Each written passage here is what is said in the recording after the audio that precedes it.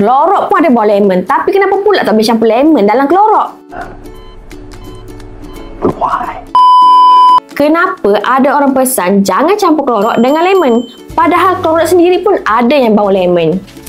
Ini yang ramai tak tahu. Bau lemon dalam klorok tu bukan jus lemon. Dia cuma pakai pewangi sintetik yang tak ada langsung asid. So yang tu selamat nak digunakan. Tapi kalau korang campur klorok dengan jus lemon asli, yang tu cari nahas. What?